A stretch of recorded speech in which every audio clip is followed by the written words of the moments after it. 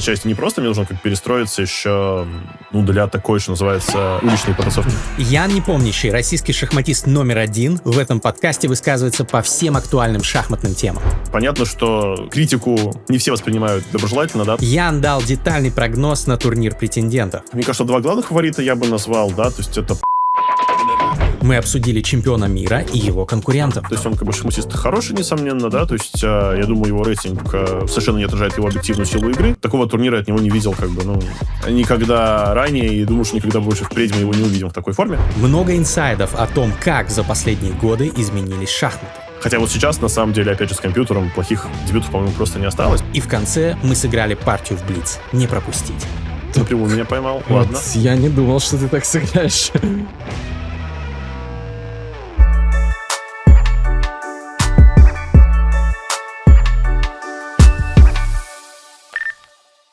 Ян, хочу начать с такой истории, которую я услышал, что ты даешь гроссмейстерам фору в ладью, когда вы играете по минуте в, получается, пулю за доской и обыгрываешь их, причем даже с супер-гроссмейстером. Это правда? Время от времени, на самом деле, как эта история началась, что у меня есть друг, директор шахматной школы, кстати, который мы вместе с ним открыли, Женя Марголин. И он, сам играл в шахматы лет до, наверное, профессионально лет до 13-14, да, занимался, потом перестал, остался любителем.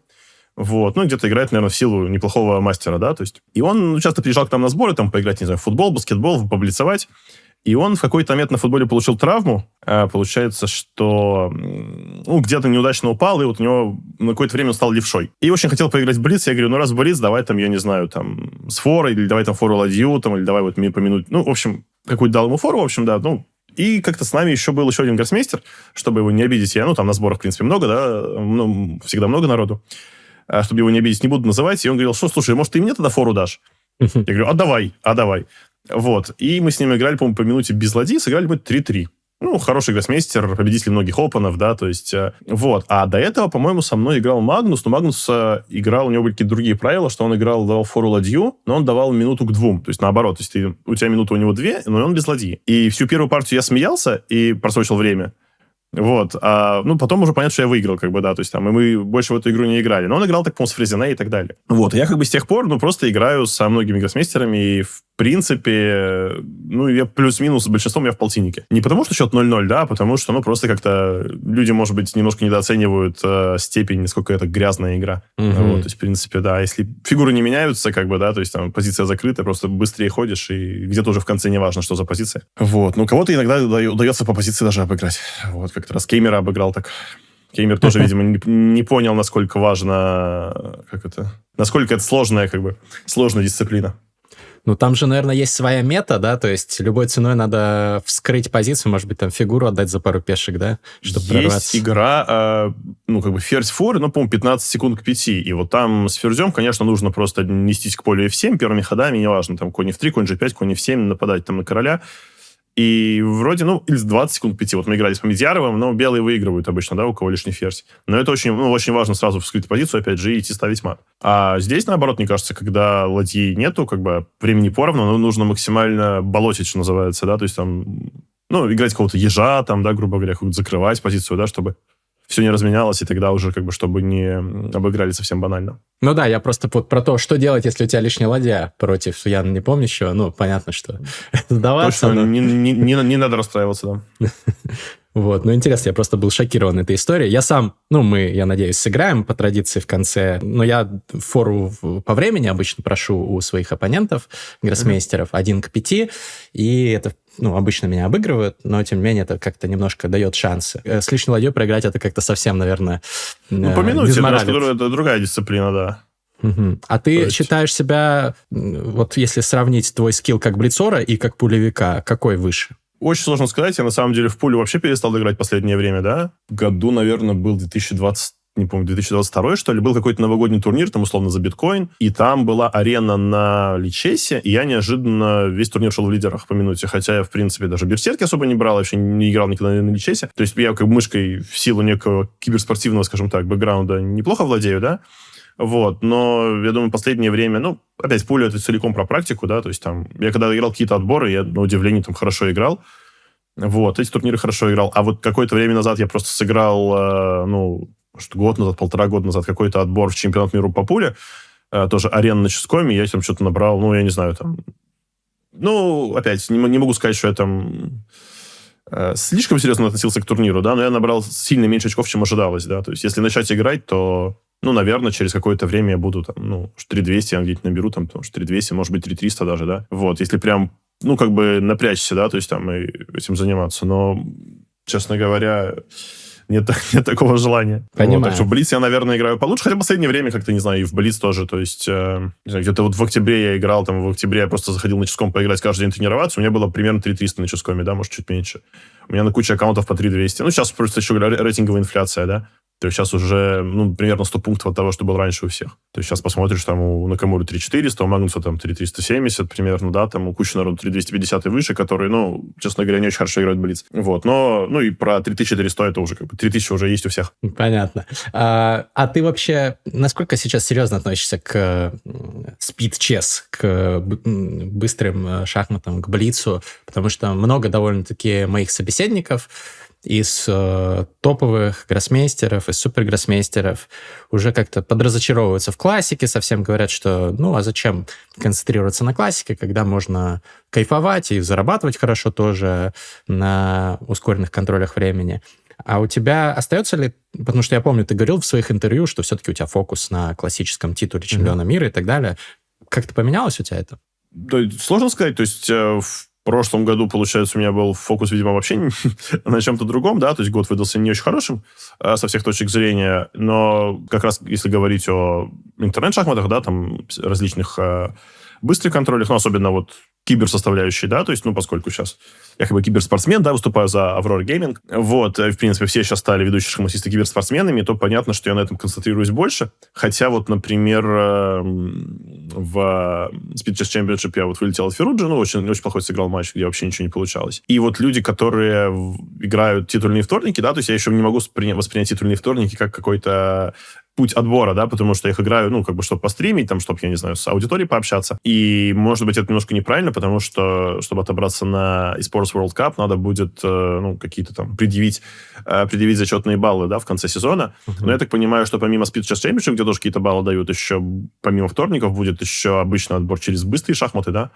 Вот там я, наверное, как-то, да, буду относиться более серьезно. Но в целом, конечно, в классику играть тяжелее, особенно вот сейчас в Самарканде я там, например, играл турнир, я там, не то чтобы там, наверное, сыграл лучший турнир в жизни, мягко говоря, но я очень старался, я что называется, там, в некоторой степени умирал за доской, пока были шансы, да, то есть там, но просто очень сложно, практически невозможно, да, поставить проблемы там человеку, когда у него там 7 часов, то есть, в принципе, все всегда умели играть, но сейчас еще незнакомых позиций, каких-то свежих идей, их стало просто ничтожно мало, то есть, я не знаю, я там провел за 11 тур Сисипенко у меня что-то как-то уже не нашел себе мотивации бороться, когда я не боролся даже за плюс 4. Вот, но 9-10 тур я там, по-моему, провел за доской часов 14 суммарно, пытаясь выжать воду из камня там с Шаричем и с Якубоевым.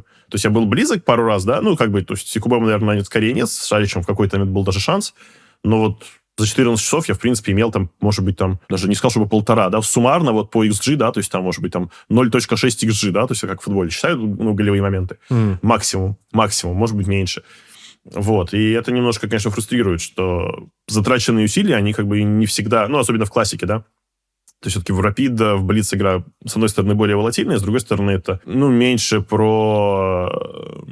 скажем так, меньше про знание теории, наверное. Хотя тоже, конечно, про знание теории, но меньше. Понятно, что люди увлеклись сейчас там и шахматами Фишера, да, там и быстрыми шахматами, да, потому что шахматы Фишера это, в принципе, такая, отдушина, что можно вообще весь день не готовиться к партии и просто прийти играть. Вот, это, конечно, большой плюс. Друзья, надеюсь, вам нравится этот выпуск. Не переключайтесь, будет очень много интересного еще обсуждено. Короткая, даже не интеграция, а скорее минутка самопиара. Я завел новый канал «Шахматы с мастридером» на Ютубе. До этого у меня был канал «Книжный чел». С ним ничего не происходит, но там больше будет подкастов по другим тематикам, а шахматный контент я теперь буду публиковать на новом канале. В том числе вот этот выпуск подкаста, мы его публикуем на 2 каналах одновременно, и на канале Яна тоже.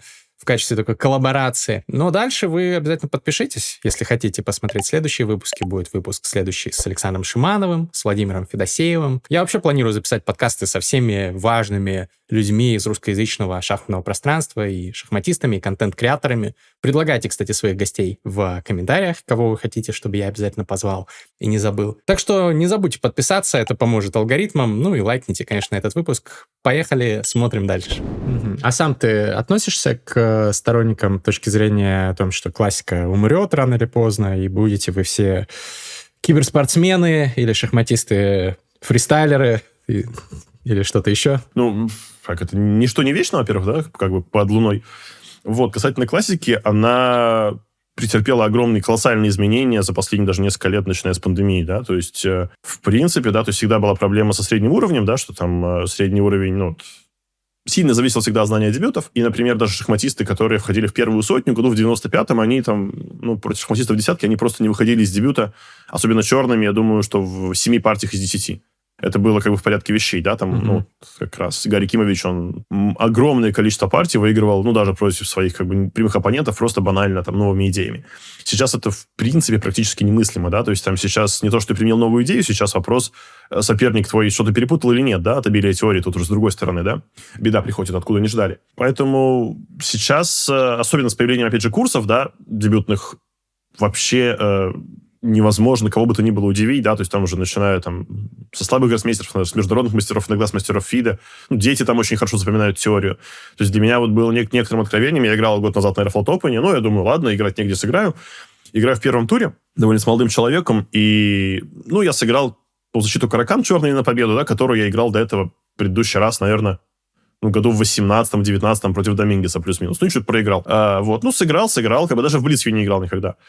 Он, значит, мне примерно ходов 20 по теории, как бы в варианте, который он раньше не играл. Он просто, ну, так вообще особо в режиме накопления. Вот, ну, я как бы тоже подготовился к партии, тоже 20 ходов по теории сделал, да, что называется. И потом он что-то ходов 3 проиграл, да, ну, там очень неудачно распорядился позицией, да, там, видимо, не знал, что дальше делать.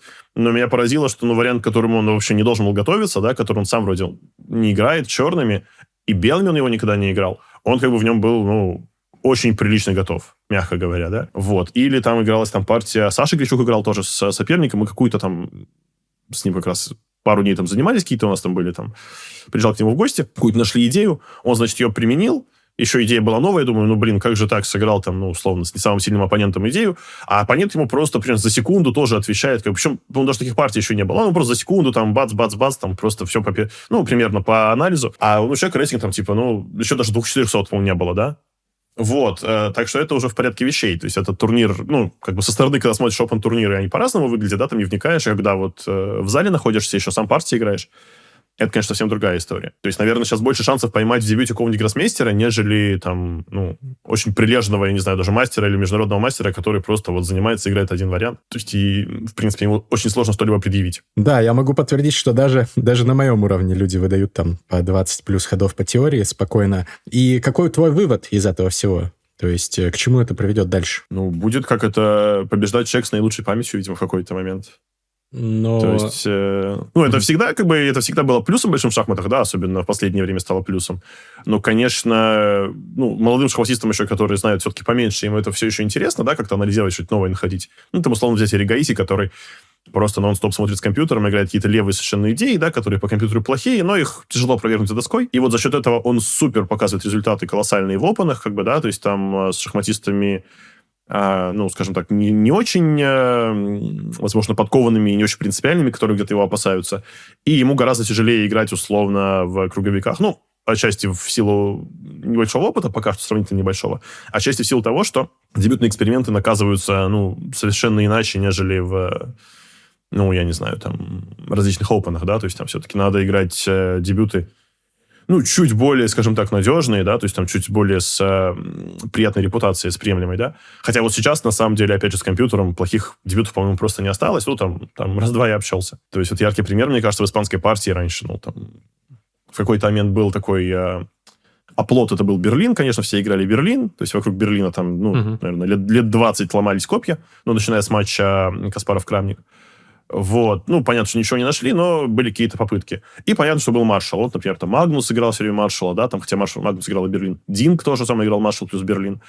Некоторые играли архангельский вариант, хотя он считался, ну, например, Каруан, он считался чуть более там опасным, но да. Сейчас примерно вот с легкой подачей индусов, опять же, Прогнанадо в первую очередь и другие тоже молодые шахматисты, есть примерно вот 7, 8, 9 кривых испанок разных, которые, в принципе, они не хуже, да, то есть там они по оценке, ну, чуть-чуть там 0,20, там 0,30 компьютер дает максимум. Но по большому счету это все упирается, ну, в какой-то там чуть-чуть лучший эндспиль, если там все правильно разыграть. То есть, понятно, если хочешь там четкое уравнение, играешь в Берлин, если просто хочешь поиграть, играешь вот любую из 7, и, ну, как бы, казалось бы, испанский дебют довольно принципиальный, но ничего подобного, да, то есть вот все старые там испанки, там, система Брейера, я не знаю, вариант там Зайцева, они тоже хорошие, кстати, их тоже можно играть, но можно играть там на третьем ходу слон c5, и, в принципе, ну, ничего страшного нету, как бы, да, можно играть А6, Б5, конь А5, и тоже не проигрываешь, можно играть, ну, не знаю, конь же Е7, слон c5, конь же Е7, ну и так далее. То есть плохих дебютов не осталось. Да, они говорят, там уже там А6, слон d7, разные защиты, там, страница Ласкер. Это только как бы один дебют. Сейчас, ну, вообще очень сильно изменился дебют, ну, вот со времени, где, я не знаю, там, ну, вот, ну, условно, там взять там лет 5 назад, когда там только из пандемии все вышли, как бы, да, и вот сейчас это совершенно какие-то два разных мира в плане дебюта. Ну вот я как раз тоже хотел сказать, что, с одной стороны, многие говорят о ничейной смерти шахмат, о том, что вот топчики, не только топчики, а просто сильные игроки уже все дебюты изучили и ко всему готовы, а с другой стороны находятся игроки, которые вырубают турниры типа Арджуна и прочих молодых некоторых игроков, там Надирбек недавно, там, да, 100%, там 6 из 6 набрал на каком-то отрезке. Да, он здорово сыграл в Лондоне, но, опять же, да, это очень, так сказать, ну, Лондон сейчас классик, опять там все-таки довольно плотный состав, но, опять же, турнир, ну, довольно такой замиксованный, да, по нынешним меркам, да, то есть, условно, там, ну, Вейконзеи, да, то есть у них тоже есть несколько шахматистов, например, там какие-то играют голландские шахматисты, да, играют какие-то молодые таланты, да, то есть там тоже можно на дистанции в несколько туров хорошо много очков набрать, да, то есть там в целом турнир гораздо плотнее. То есть Лондон сейчас классик, он, ну, в целом, как сильный опен, да, вот по составу, наверное, был, да, то есть там вот как верхушка опена, где там люди лидируют, играют в форме, это немножко похоже, да, то есть, но опять же, да. Не, это понятно, что можно играть и выигрывать, это же, ну, разумеется, вот. Но, опять же, дебютная составляющая, она просто не то, что стала как бы там играть большую роль, она просто настолько сильно изменилась, что вообще это немножко другая игра, чем ту, в которую я там играл примерно, когда у меня был цикл кандидатский матч. То есть мне поэтому сейчас, наверное, отчасти не просто, мне нужно как перестроиться еще, ну, для такой, что называется, уличной потасовки, уличной драки. Кофе-хаус чес, как говорится, да? Ну, до некоторой степени, да. Но на самом деле весь кофе-хаус совершенно корректен теперь. Ну да.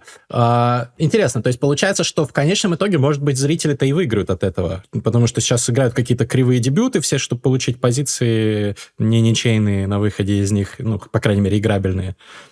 Что-то творчество появляется какое-то дополнительное, нет? Ну, стало намного разнообразнее, как бы, да, то есть там, но это как бы и плюс, наверное, для зрителей, вот, но это не должно как бы вводить в какое-то заблуждение, да, то есть это разнообразие, оно, за ним как бы то же самое кроется, что просто вы нашли уравнение не только, условно, в Берлине, да, а вот еще где-то в других дебютах, которые, в принципе, раньше считались. Яркий пример, вот это испанская, по-моему, конь c6 и третий ход слон c5 на слон b5, который, по-моему, раньше оценивался слабыми компьютерами, типа, плюс 0,7, плюс 0,8. Как бы, да, вот сейчас тоже, да, но если немножко его оставить, он уже будет давать там, типа, плюс, там, 0,20, причем при хорошей такой добротной точной игре от белых. Хотя, ну, вариант, честно говоря, ну, как ухудшенная итальянская, как бы, да, то есть там она по многим причинам не очень хороший вариант, но на самом деле так тоже можно, и вообще ничего страшного не происходит. Угу. Тебе приходится больше работать теперь над дебютами, чем раньше? Ну, и да, и нет, потому что сейчас, ну, в целом, так как бы подготовка, которая она хороша в там, круговых турнирах, да, там в каких-то, не знаю, условно, там, в матчах, она совершенно теряет любой смысл в, ну, условно, ну, не то, что любой, но как бы она не настолько уже, скажем так, универсальная, не настолько важна в швейцарках и, в принципе, даже в круговиках нынешнего, как бы, так скажем так, нового времени. Потому что, ну, условно, как бы, да, то есть там есть очень хороший дебют, там взять, например, там, какой-то матч на первенство мира, там здесь есть очень хороший дебют, условно, там вариант маршала, да, то есть там защита маршала в испанской, и ты там ходу на 25-м хочешь найти какую-то идею или какое-нибудь направление, где можно было бы, ну, даже не переезд, просто направление, где можно играть на победу. Сейчас проблема, что она просто не появится, эта позиция, потому что колоссальное количество девиаций, да, то есть там мало того, что можно с первых ходов, как бы, да, по-другому играть, так еще и можно потом примерно там... Ну, опять же, компьютеры, да, там всех как бы уравняли. И все ходы, в принципе, уравняли. То есть сейчас, если там запускаю какой-то свой кластер, Запустил, пошел попить чаю, вернулся. Он, условно, набрал там за 3-4 минуты, там, не знаю, 60-ю глубину. Ну, ориентировочно. И, ну, там, иногда там 80-ю, если там подольше погулять, да, немножко. И он показывает примерно, ну, нули там в 5 линиях, например, да. То есть раньше там нужно было какие-то точные ходы делать. Сейчас просто нули в 5 линиях, можно играть как угодно, менять ходы местами. Главное, что-то ничего не зевать, там, не знаю, поля не ослаблять. Просто вот как-то маневрировать, вообще позиция толком не меняется, да. То есть там это сейчас очень, конечно, фрустрирует. То есть когда смотришь белыми с таким компьютером, то как бы нет никаких идей. И как бы приходишь в отчаяние. Когда смотришь с черными с таким компьютером, то все ходы хорошие, и чувствуешь, как бы, что вообще можешь делать все, что угодно, как бы, да. То есть, видимо, надо смотреть с компьютером послабее, параллельно, да, чтобы какая-то была генерация идей. То есть, раньше так делали, когда только стали все использовать нейросети, да, как бы, ну, Лилу в основном. Все смотрели как бы на Лили, она предлагала какие-то идеи, но была проблема, что она зевала частенько мат в 2 хода, там, ферзя, вот, ну, очень часто это происходило. Поэтому еще это все шлифовалось на Stockfish. Вот. Сейчас уже Stockfish, он плюс-минус имеет алгоритмы оценки как у Лилы, поэтому, ну, не обязательно их использовать вместе. Но, видимо, надо еще сейчас отдельно включать где-нибудь на слабом ноутбуке, который вот там будет набрасывать такие базовые идейки, да, то есть там что... И покажет плюс 0,40, когда компьютер уже показывает на большей глубине там плюс 0,02 примерно, да. И вот с плюс 0,40 как бы оптимистично играть гораздо лучше. То есть вот у меня как бы раньше... Ну, у меня как бы... Я вот работал одновременно вот с Володей Поткиным и Ильдаром Хайруллиным. У них был замечательный тандем в том плане, что Ильдар, ну, делал супер обстоятельные, супер глубокие файлы, как бы, да, то есть там с какими-то идеями на, там, не знаю, на 40 ходов примерно, да, то есть там какие-то там компьютерные анализы, какие-то форсажи. Вот. А потом, значит, это все попадало к Володе. Володя примерно удалял 80% файла, оставлял оценку плюс равно с хорошей игрой. Типа вот. И как бы этого было достаточно. То есть, главное, идешь на партию с хорошим настроением. То есть, очень важно, чтобы вот это плюс равно с хорошей игрой, как бы, да, может быть, с парой идей, оно тоже было. А вот даже если ты запомнишь 40 там единственных ходов, то это как бы, ну... Если знаешь, что это ни к чему не ведет, то, может быть, тут моральная составляющая, она не менее важна. Но у меня, кстати, сложилось впечатление, что в отличие от некоторых твоих конкурентов в топе, ты... как будто бы меньше вот эти какие-то некорректные варианты играешь. То есть не как тут Арджун. У тебя стратегия, то есть более, как в покере, более тайт, да? Или с чем это связано? Ну, опять, это нужно какое-то время, чтобы перестроиться, да, потому что, ну, вот, 24-й год я как бы начал эту перестройку, я там примерно вернулся к каким-то вариантам, которые, ну, условно, понятно, что в матче на первенство мира ты доволен, играя русскую партию, не знаю, там, защиту Немцовича, там, улучшенного Тарыша или кого-то, не знаю, то, что сейчас вот все играли.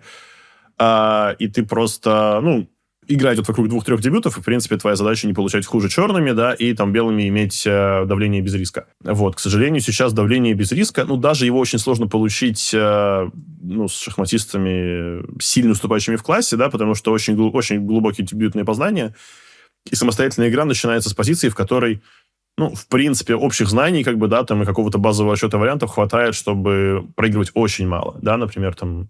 Ну, и плюс есть какие-то варианты, которые просто... Ну, яркий пример, например, сицилианская 4 коня Е6.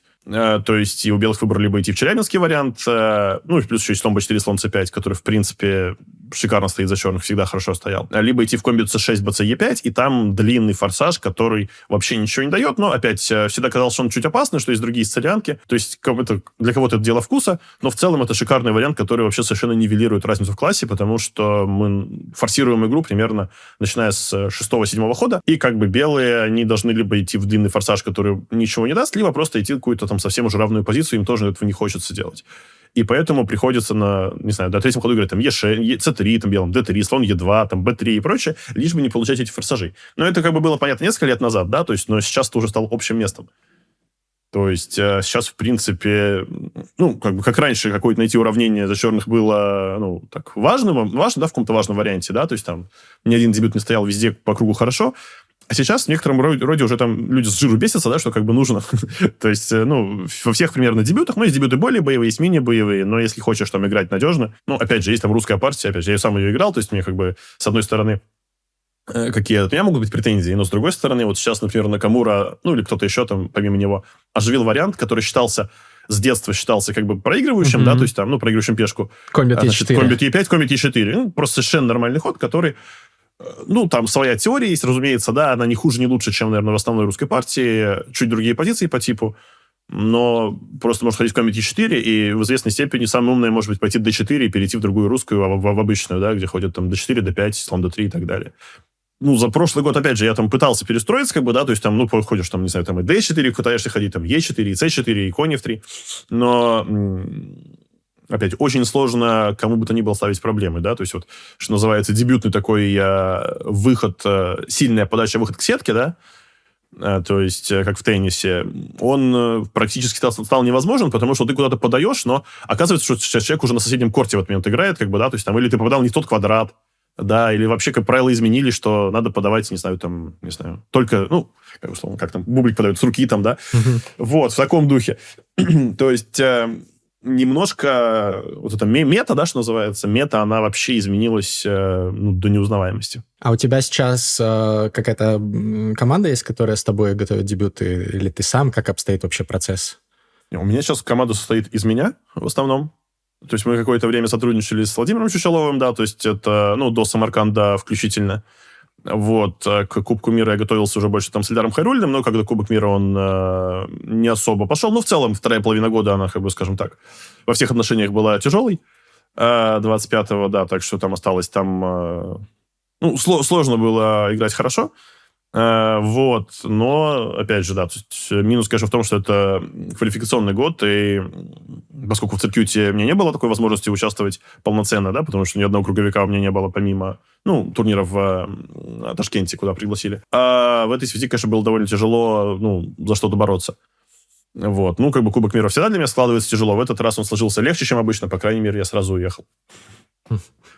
Про Кубок мира хотел спросить, что там все-таки случилось. Я смотрел твой ролик по его итогам, где ты и партии показывал, и рассказывал про условия. Но там прям у вас скандал случился, потому что потом ChessBase India публиковали ролики из отеля, показывали, что нет, там все нормально, кормят, вот, что не дезинформируйте. Кто все-таки прав? Потому что у всех своя правда всегда. Во-первых, ChessBase India вряд ли будет ругать турнир в Индии, да, то есть начнем с этого.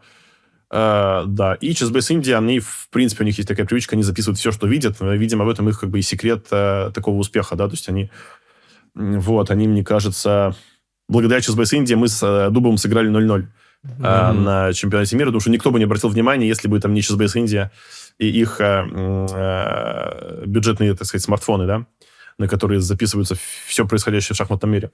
Вот, если серьезно, конечно, я думаю, что это, Гоа, это отличный курорт, прежде всего, да, как бы там с хорошим климатом, да, все на свете, там прекрасное место, но выбрали, наверное, одну из худших локаций, как бы один из худших отелей. Я говорил с чиновниками из ФИДа, они говорили, да, вот что-то мы когда приехали, уже что-то было поздно все менять.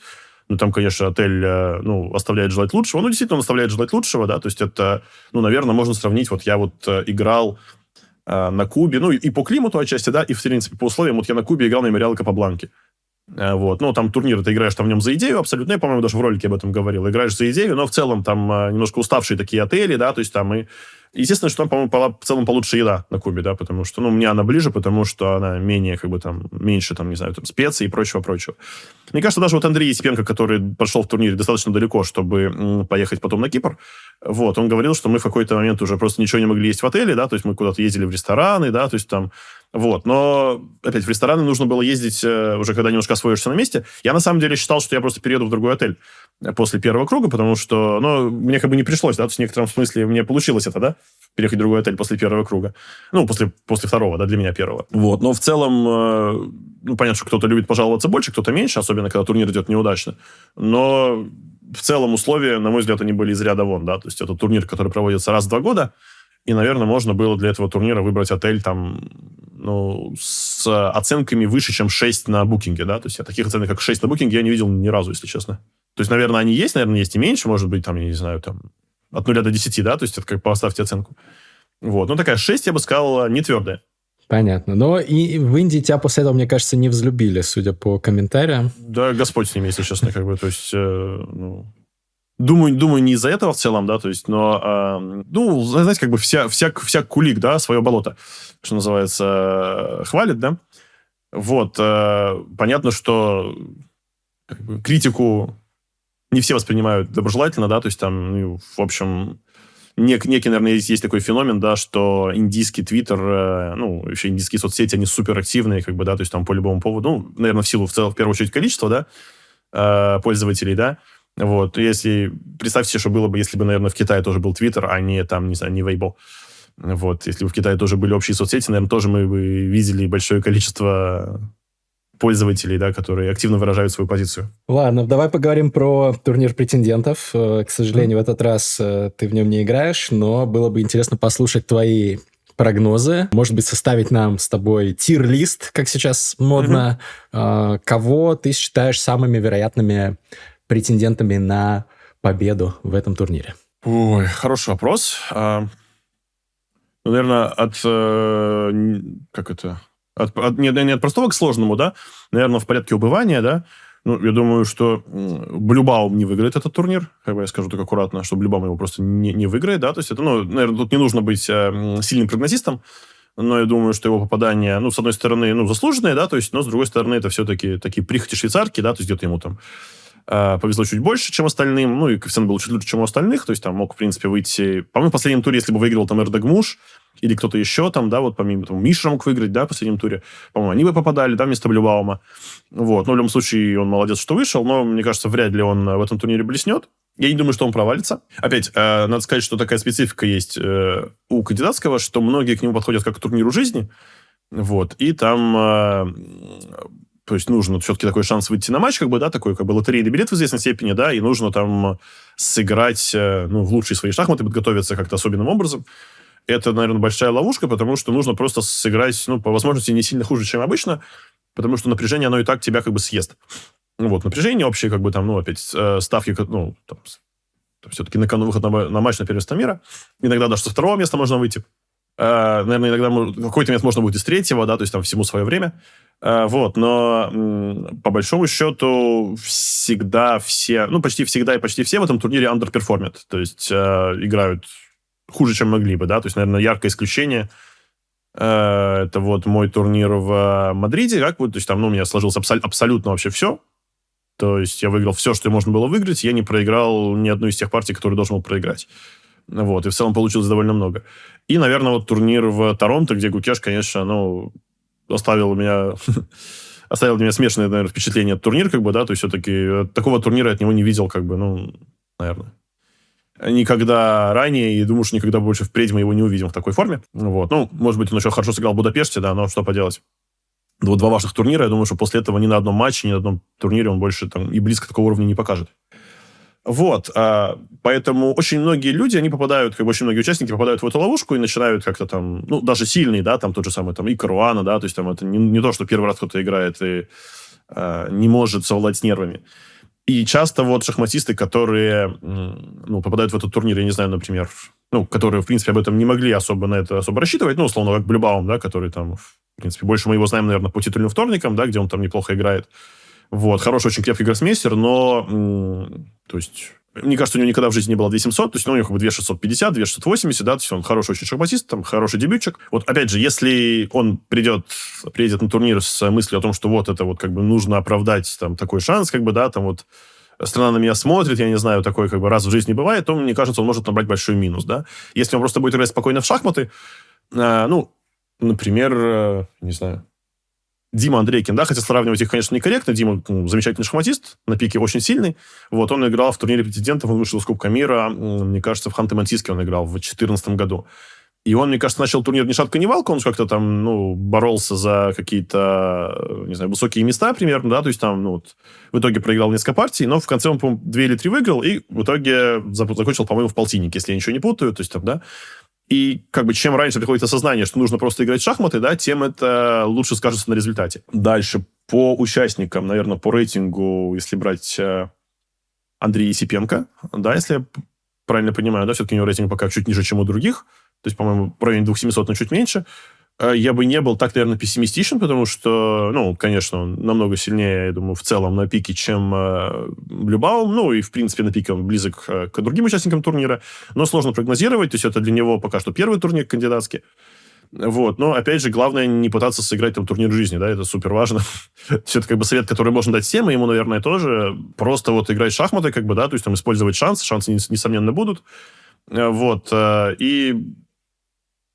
Опять же, я бы не относил его в число, там, не знаю, фаворитов. В число фаворитов, разумеется, но может быть как какая-то темная лошадка. Опять же, если а оно, несомненно, произойдет массовое помешательство, да, в какой-то момент.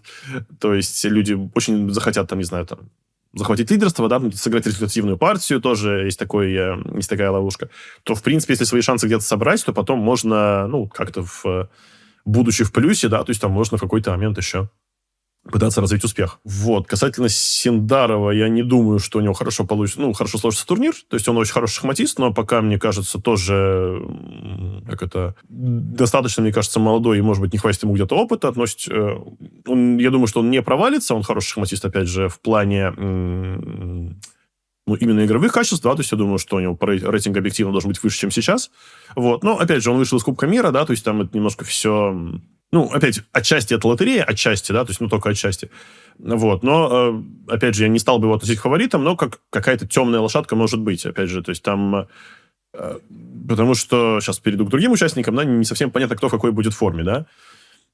Дальше у нас идет, наверное, Вэй и Аниш-Гири, да, ну, по рейтингу Аниш-Гири. Думаю, что Аниш сыграет прилично, то есть я думаю, что Аниш все-таки он шахматист безумно опытный. Вот, я не уверен, что ему получится набрать большой плюс, опять же, но тут как бы лиха беда начала, да, когда-то он сделал 14 ничьих, да, когда-то он боролся за первое место со мной, по-моему, до предпоследнего тура в Екатеринбурге, да, то есть опять, достаточно на отрезке сыграть там одну-две хорошие партии подряд, но лучше две, да, чем одну, и, в принципе, вот ты уже в числе претендентов.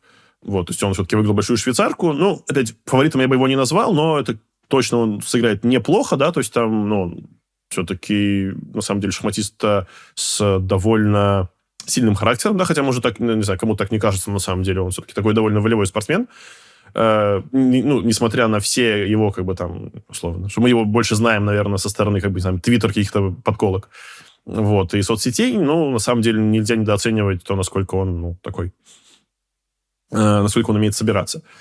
Вэй очень сильный гроссмейстер, и я думаю, что он может быть легко одним из претендентов. То есть он достаточно крепок при игре черными, да, то есть он очень мало проигрывает, и он достаточно креативен при игре белыми, на мой взгляд. То есть он не чурается каких-то, я не знаю, там, забытых линий, таких там вот, где-то может выйти во что-то внешне совершенно безобидное, но иметь какую-то идею при этом, да, то есть довольно яркая партия, как он обыграл Видита, сыграв белыми дебют Колли, да, то есть там, по сути, Миран с переменой цвета в Виконзе выиграл, по-моему, ходов, не знаю, там, в 20 примерно, да, партию и так далее. Вот, и опять вопрос, насколько он будет готов, да, сейчас в дебюте, я думаю, все будут готовы замечательно, да, но именно по игровым качествам он очень хорош. Вот, кто у нас остается? И у нас остается, наверное, трио, да, значит, Прагнананда, Каруана и Накамура. По Накамуре я просто не могу ничего сказать, я не понимаю, в какой он будет форме, то есть он как бы шахматист хороший, несомненно, да, то есть я думаю, его рейтинг совершенно не отражает его объективную силу игры, он, перестал играть в классические шахматы очень давно, больше года объективно, да, то есть вот в отличие от Динго, он, например, не будет списан из рейтинг-листа, потому что он сыграл, если я ничего не путаю, он сыграл один турнир в Ставангере, не так плохо сыграл, да, то есть там, в целом там турнир такой, да, то есть если сделал ничью, то потом играешь в Армагеддон, так что ничего не должна никого смущать. И он после этого сыграл турниры, которые, меня вызывают, конечно, легкое отвращение, стал почетным чемпионом разных штатов, вот, ему там осталось еще, наверное, 47, да, или сколько там, 48 штатов проехать до полной коллекции. Вот, ему в этом всяческих успехов. Но оценить его форму совершенно невозможно, как бы, да, то есть, я думаю, что он не провалится, но, скажем так, в отличие от предыдущего турнира, я не очень понимаю, то есть там, в принципе, понятны были цели, да, то есть там, например, Фируджа, да, то есть он довольно быстро потерял интерес к турниру, да, то есть там набрав минус. Особенно во второй части это было заметно. И плюс там был Абасов, да, которого, в принципе, обыграли все, кому не лень, помимо, кроме вашего покорного слуги. Вот, со мной он сыграл, кстати, 2 очень приличные партии. Вот. Я не совсем понимаю, где он будет набирать очки, кроме как с Каруаной, да, у него исторически с Каруаной отличный счет. Вот, то есть он какие-то партии, он знает, видимо, к Фабиано подход. Вот, но в целом я бы не относил его к числу фаворитов, хотя по рейтингу он номер 1, но мне кажется, не знаю, мне как бы большие сомнения насчет в целом его формы и его, там условно, да, там способности какой-то делать сверхусилие, потому что он, наверное, там, как я понимаю, самый возрастной участник турнира, да, это тоже скажется на большой дистанции. Вот, то есть в Торонто он в какой-то момент, его там лихорадило, он там проигрывал Ведиту, там, условно, обыгрывал Каруану и так далее, да, ему там были такие up-and-down, мог проиграть Аббасову, как бы, да, то есть там стоял безнадежно, там, что-то Ниджат зевнул, потом выиграл у Аббасова, потом еще что-то. В какой-то момент выдал хороший отрезок, по-моему, 3 партии подряд выиграл или что-то в этом духе, и включился в борьбу на финише. Но, опять же, такое бывает в турнирах претендентов, но мне кажется, ну, я бы не стал его относить к фаворитам. Он может хорошо сыграть, несомненно, да, но, как мне кажется, вот его там лучшие шансы, они были раньше, хотя, может быть, он меня, как бы, и, по крайней мере, меня удивит.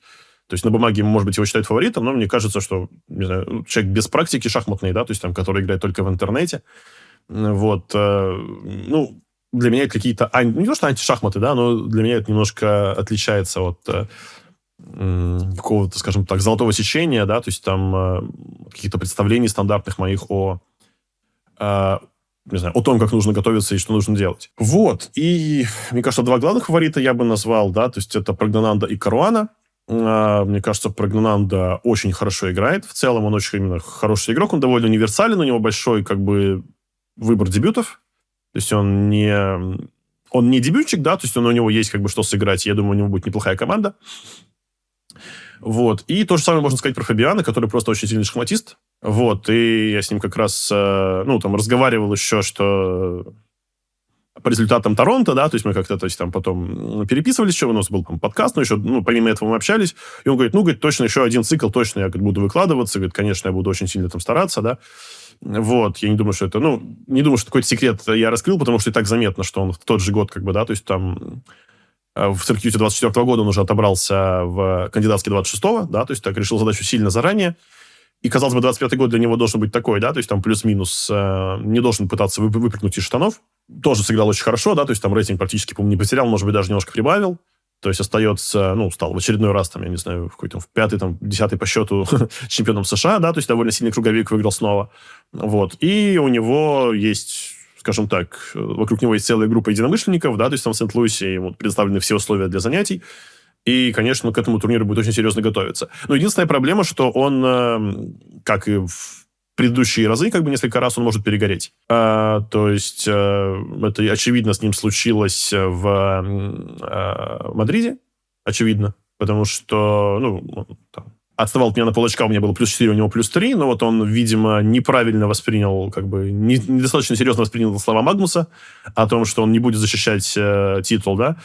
Вот. И в итоге, там, по-моему, второе место занял человек, который набрал +2, да, по-моему, Динглер в итоге чуть ли не +2 набрал, да. Вот. У Накамуры было +2, по-моему, перед своим туром, у Динга +1, и вот они играли между собой. А Каруан закончил турнир едва ли не в минусе, да, он проиграл несколько партий на финише. Вот, какой-то постиг его, к сожалению, тильт. Вот. И точно так же, ну, у него были все шансы в Торонто, да, то есть там, ну, в последнем туре мне было очень стыдно, что я сыграл эту партию в ничью. Очень стыдно, как бы, да, потому что, ну, он играл партию замечательно, и где-то вот только на контроле он ошибся первый раз, и после контроля уже не сумел воспользоваться шансами. Вот. И, конечно, хотелось бы, чтобы он вышел на матч, ну, лично мне, потому что по совокупности, наверное, он, ну, так, ну, точно второй, наверное, игрок по силе за последние, 10, наверное, лет, скажем так, да, после Магнуса. То есть, может быть, даже за больший период. Я уже, честно говоря, ну, давно уже Фабиан на этой работе. Вот. И, конечно, хотелось бы, да, чтобы тоже он стал чемпионом мира, ну, лично мне. Поэтому, ну, мне кажется, что как бы 2 опять фаворита это Фабиана, ну, наверное, в чуть большей степени, Праг в чуть меньшей степени. А дальше я бы поставил, ну, что называется, тир А, да, так что называется, тир Б я бы поставил, наверное, Вэй, Накамуру и Гири. Ну, Гири чуть в меньшей степени, да, то есть там, но опять, я думаю, все-таки это очень сильный шахматист, и, конечно, он будет готовиться к турниру очень серьезно. Тир С, наверное, это Синдаров и Есипенко.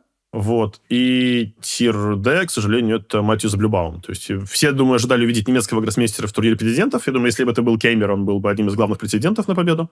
Потому что он очень, скажем так, поступательный у него рост. Я редко такое видел. И, конечно, видно, что в этом большая большая заслуга Петра Лека, ну и, в принципе, сам Винсент очень такой основательный молодой человек. Вот, но, что называется, не в этот раз.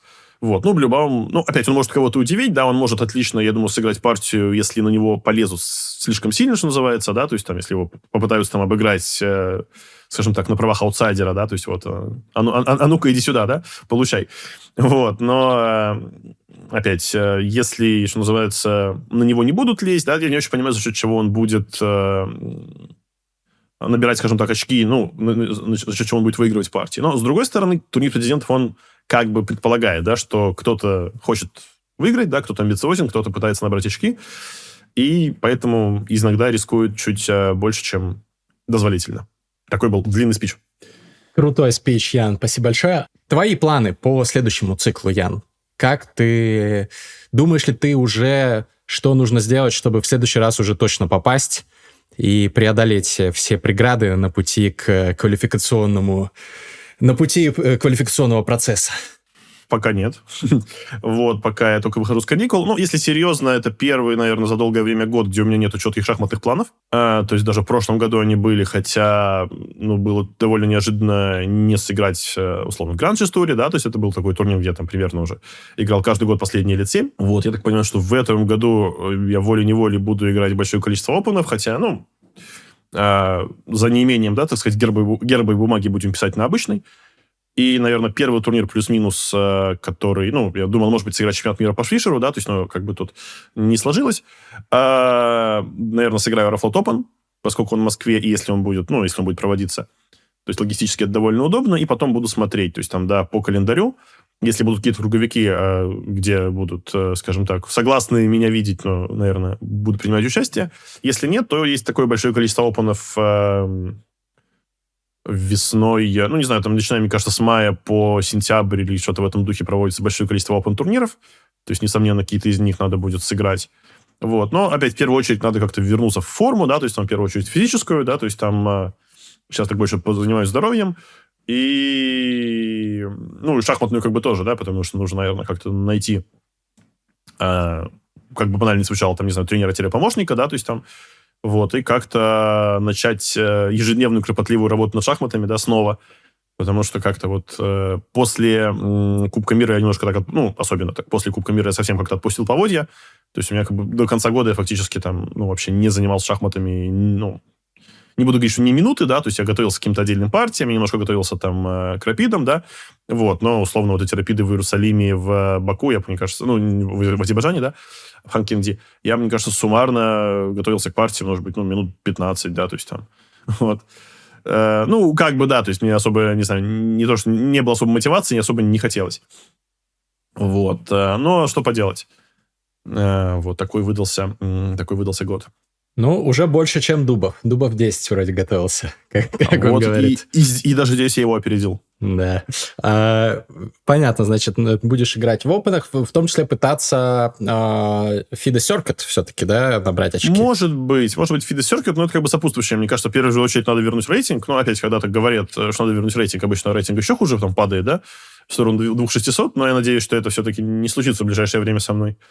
Вот. Ну, опять, для этого нужны как бы турниры, да, то есть нужно к ним подготовиться, нужно хорошо сыграть, то есть это, в общем, рецепт понятен, как готовиться, я примерно тоже знаю, но опять надо, что называется, как-то первый камешек, да, то есть там сдвинуть, вот, чтобы потом уже, ну, работа пошла, да, опять сначала как это first things first. Но чувствуешь ли ты себя сейчас как Каруана, который тебе писал, что вот, нужно прям максимально выложиться в этот отбор? Есть ли такое ощущение? Ну, я не знаю, этот год вообще у меня отборочный формально, да, то есть там из турниров, что здесь может быть, Олимпиада, может быть, если там пустят сборную России, то будет здорово, да, то есть там было бы, наверное, интересно сыграть.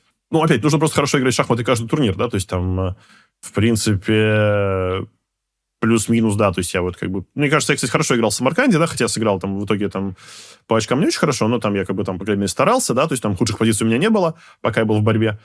Вот, были какие-то даже неиспользованные шансы. Вот, то есть, конечно, сыграл не блестяще, да, то есть, но в целом могу играть нормально, да, то есть, но, опять, Кубок мира, а грустно мы не будем. На самом деле, просто нужно как бы идти от турнира к турниру, да, то есть там хорошо играть в каждом турнире по возможности, да, то есть там, если там получится вернуть там рейтинг, ну, хотя бы, не знаю, 760, там уже будет, наверное, проще с приглашениями, вот. Ну, и, конечно, всегда есть такой путь наименьшего сопротивления, там, да, там, стать, там, не знаю, стримером или киберспортсменом, как бы, да, то есть там, так или иначе это неизбежно сопутствует, то есть я, например, этим там более-менее активно занимался, когда была пандемия в 2020 году, то есть там, вот, но там еще каждый день занимался шахматами, да, то есть это вот, меня сильно, кстати, 2020 год, что называется, получилось, что называется, пробустить, да, то есть там свой скилл, как это, да, то есть будем киберкатлетические термины использовать. Вот. Ну, если серьезно, я очень много работал в 2020 году, и как бы я думаю, что ко второму кругу я уже подошел гораздо более сильным шахматистом. А сейчас, как бы, ну, опять же, нужно начать там, ну, такую базовую ежедневную работу и, ну, как бы в некотором роде найти мотивацию, потому что, конечно, турнир в Торонто был крайне демотивирующий, да, то есть, но по инерции какие-то еще там турниры играл более-менее нормально, но вот этот год уже в целом видно, что ну, даже по тем турнирам, которые я выигрывал, да, то есть там они, ну, скажем так, не были выиграны с явным преимуществом, да, там скажу аккуратно. Я хотел еще спросить тебя про Гукеша. Ты про него в своем спиче о претендентах высказался, что ты не веришь, что он сыграет еще такой же мощный турнир, как Торонто и как в Будапеште на Олимпиаде. Ну, по-моему, еще предыдущая Олимпиада до этого, кстати, тоже у него был очень хороший перформанс. Хорошая, да, но все-таки не настолько, все-таки там, что называется. Почему ты думаешь, что не сыграет? Он же еще молод, он совершенствуется, о чем постоянно говорят его защитники. Как бы у него есть все шансы опровергнуть мои утверждения. Вот.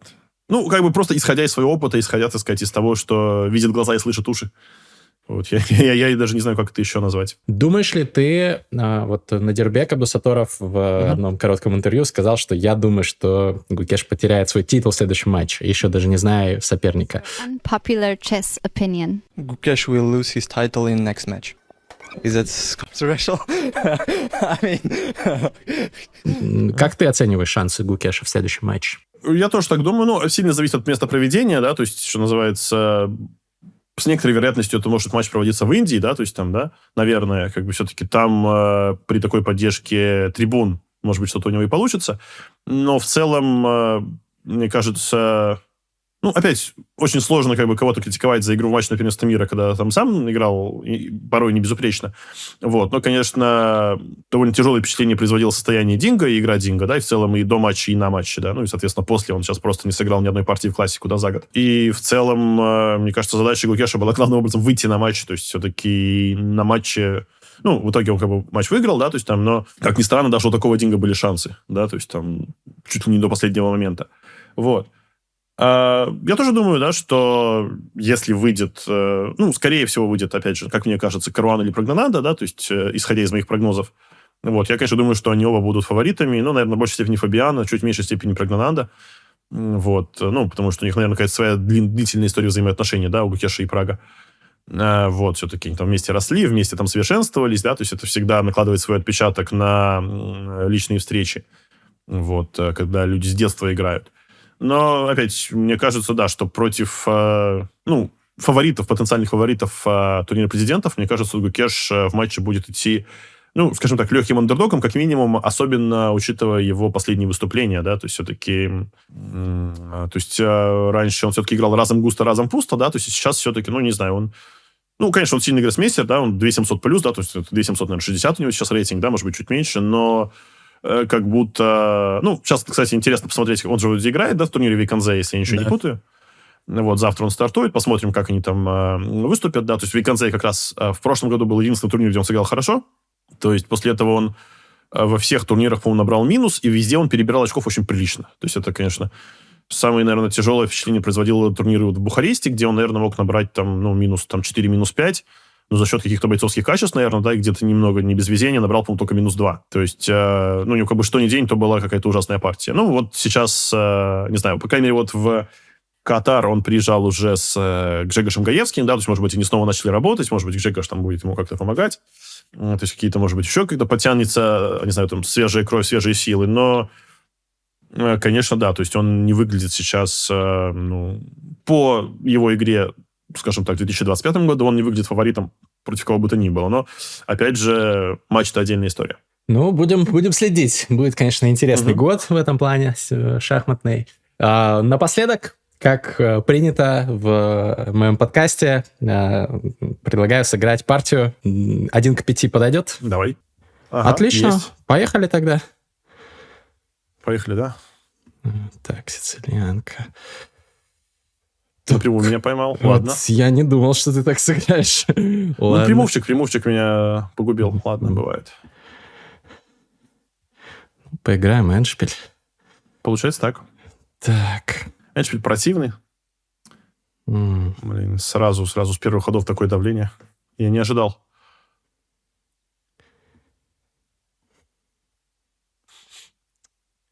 Позиция тяжелая, противная. Ну, что делать? Не боги горшки обжигают. Так, ну надо так ходить, получается. Что мне остается?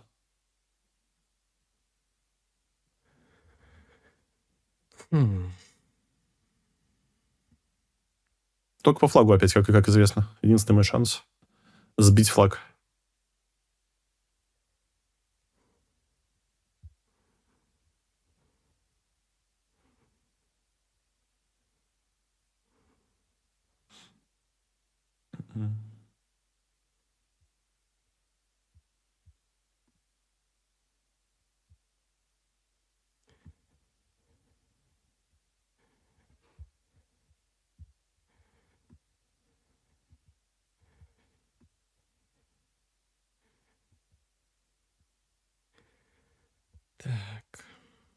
Так, удивительно, что ничего по дебюту сразу не проиграл. Я сейчас думал, что я вообще без всего останусь.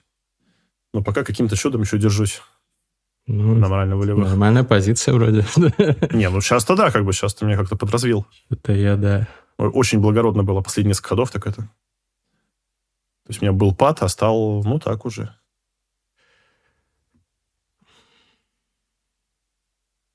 Распотовал меня, короче говоря.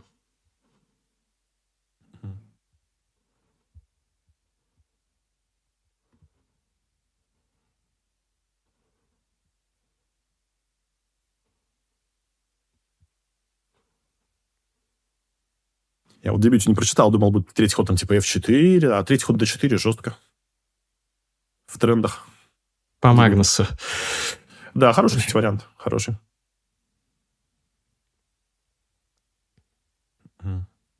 Зато сразу я взбодрился.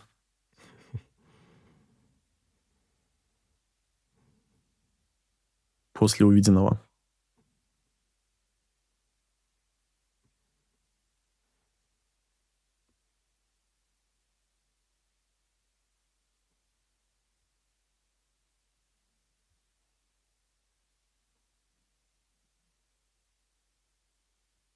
Какая-то агрессия пошла, куда-то конь лезет вообще. Так куда-то не в ту степь, наверное, да. Ты их в дверь, а не в окно.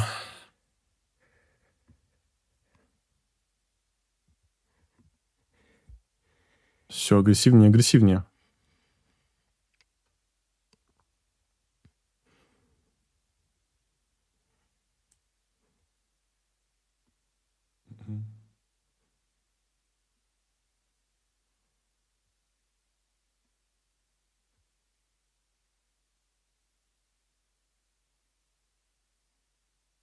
Да, агрессия была не очень обоснованной. Кавалерийский наскок. Да. Как мне говорил мой один из первых тренеров.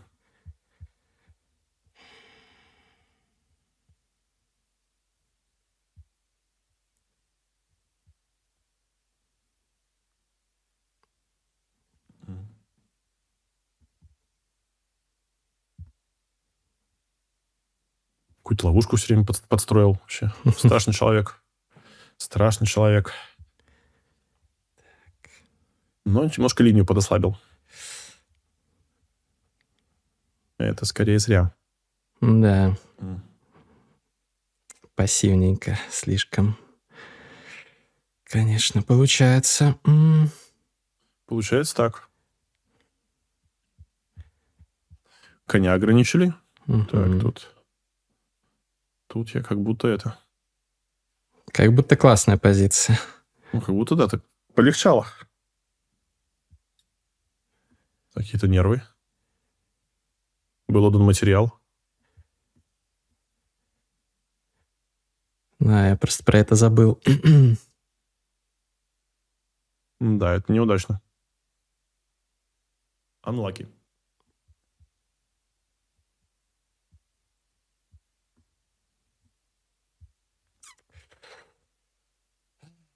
Да, ну тут можно уже, наверное, сдаться. Спасибо за игру. Да, интересно. Не за что. Но в дебюте, видишь, и как-то... Думаю, что хода после слона 4 F6, наверное, огромный перевес у белых. Надо было просто пойти F4, конь F3. Вскрыть. А ты что-то слон E6, конь D4, ты мне сразу как это... развязал фигуры немножко, да, там дал потом еще FE где-то дал мне еще разменяться. То есть конь еще вышел хорошо. Да. То есть, не знаю, вот интересно, какая там была оценка. Я думаю, что была оценка прискорбная. Ну, плюс 1,5 всего лишь. Нет, в Да, какой-то вот момент F4 плюс 2, F4 подвижку. плюс 2, слон E6, видишь, уже плюс 1. А вот после FE, ну, вот, уже, кстати, ну, плюс 0,5. И потом уже, ну, типа, ну, плюс 0,4 уже такой позиции. Ну, все равно у белых, конечно, комфортно, но не должно быть хуже, ну, ни за что. Но вот, видишь, уже дальше уже как-то мы почти на равных стали играть. Ну, я тоже пытаюсь каждый раз сыграть партию жизни в конце своих подкастов. Вот. А надо просто как бы... Не в Блиц получается. очень важно играть какую-то знакомую позицию, что-то какие-то ходы просто делать, там, темп держать, в общем. Ну, в следующий раз точно выигрыш. Я уже чувствую, что по тенденции... Пытаюсь. уже все ближе и ближе, да, знаешь, снаряды разрываются. Друзья, подписывайтесь на канал Яна обязательно. Ян стал чаще в последнее время стримить. Это отрадно видеть. Я стараюсь тоже смотреть, когда есть время. Раз пока больше свободного времени, продолжай нас радовать контентом. Вот. Ну и подписывайтесь на мой канал. Увидимся в следующих выпусках. Не забудьте лайкнуть, написать комментарий, за кого вы будете болеть на этих претендентских и на кого ставите. И увидимся в следующем выпуске. Пока-пока. Всем спасибо. Пока.